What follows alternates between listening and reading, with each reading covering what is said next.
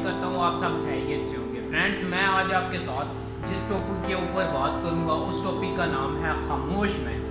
دنیا کا سب سے بڑا کامیابی پر ایک جملہ ہے کہ محنت ہمیشہ خاموش ہونی چاہیے. وہ خود ہی شور مچاتی ہے، وہ خود ہی دنیا کو پتہ لگ جاتی ہے. اشفاق صاحب کہتے تھے کہ بعض لوگوں کو کتا پڑ جاتا ہے، پھر وہ بھاگتے ہیں، اتنا بھاگتے ہیں کہ پھر ان کو پتہ لگتا ہے کہ کتا چھوڑ دنیا پیچھے رہ گئی. یہ ہے کمال کہ آپ اپنے حصے کا دیا جلانے چلے تھے اور وہ دیا جلاتے جلاتے جب وہ دیا بلا ہے نا تو بابڑ بن چکا ہے اور آپ نئی ڈومیل میں چلے گئے. میں آپ کو جس سکسیس میں لانا چاہتا ہوں، اللہ تعالی ہم سب کو توفیق دے کہ تعریف و تنقید سے آزاد کام کرنے والا ہمیشہ بڑا انسان ہوتا ہے. خدا کی قسم، اگر عیدی نے ہم سے شاباشیاں لے کے کام کیا ہوتا نا تو 19 توپوں کے ساتھ نہ جاتا.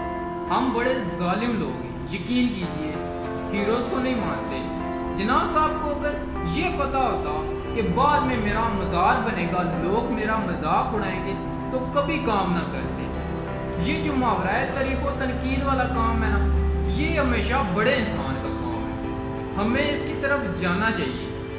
اگر اللہ تعالیٰ نے آپ کو زندگی میں ایک سٹیپ کامیابی دی ہے، اللہ 100 دے، مگر آپ اپنا ذہن بنا لیں کہ میں وہ شخص ہوں، میں نے وہ کام کرنا ہے جس میں تعریف و تنقید سے آزاد چیزیں ہوں. اور اگر آپ کو جگہ ملتی ہے آپ چوڑے ہو جائیں، نہیں ملتی تنگ ہو جائیں. آپ کے راستے میں پہاڑ آتے ہیں، آپ کاٹتے ہوئے جا رہے ہیں، آپ اگر رکتے ہیں تو ڈیم بن جاتا ہے.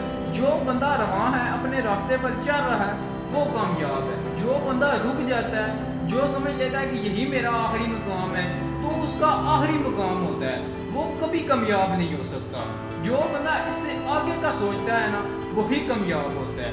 اللہ تعالی ہم سب کو تعریف و تنقید سے آزاد